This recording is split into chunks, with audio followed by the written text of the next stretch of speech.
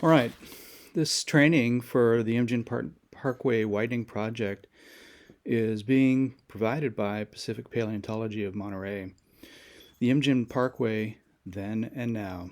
A lot has changed since the last ice age, but there are clues to what existed here in the past.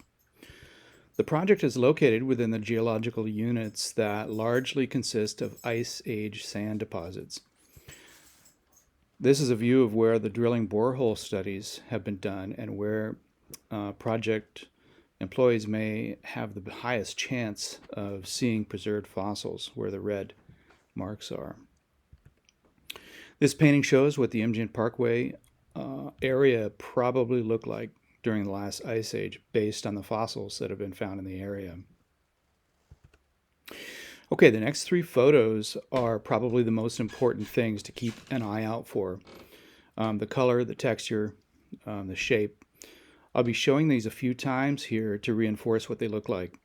The first picture right here is the tusk of a mammoth found near Imjin Parkway, showing the color and the texture that you should be looking out for, and the shape of the ivory.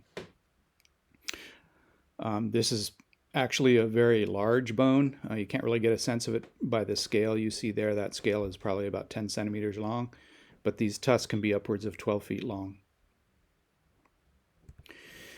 This next picture is what the bone will look like when it is found. And this last, most important picture here is what the soil layer looks like nearby to Imjin, in which the giant mammals were found.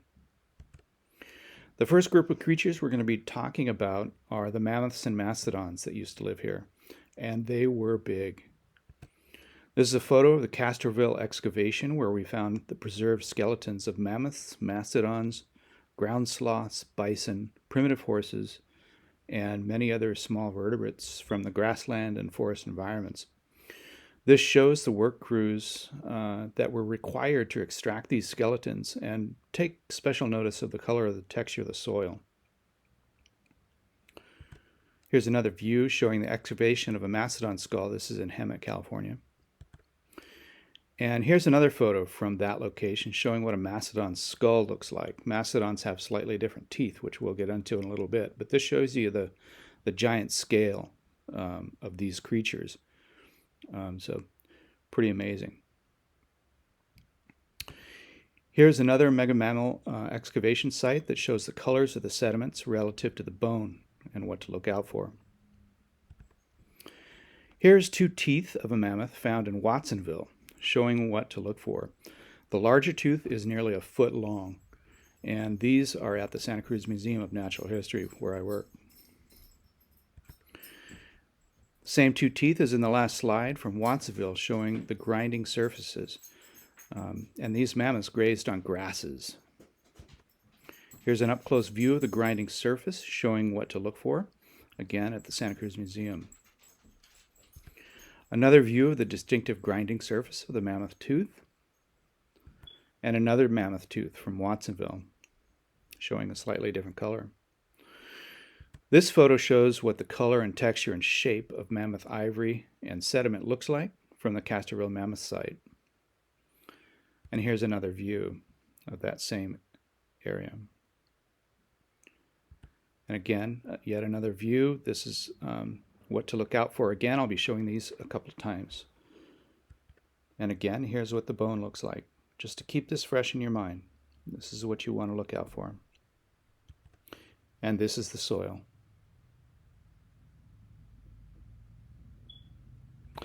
Mastodons are different than mammoths.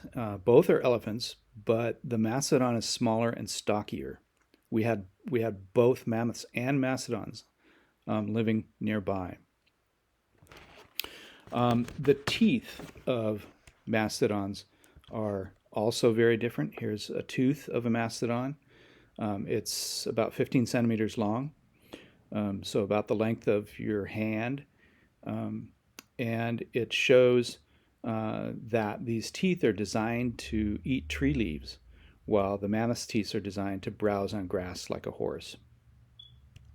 And this is a side view of that mastodon tooth, showing the leaf grinding cusps, and this is also at the Santa Cruz Museum. We also have ground sloths from Castorville. This is Glossotherium, the one that you're looking at on the right there is the one that we have. It's by far not the biggest. These things grew absolutely to gigantic size. Ground sloths are different species. They grow very big.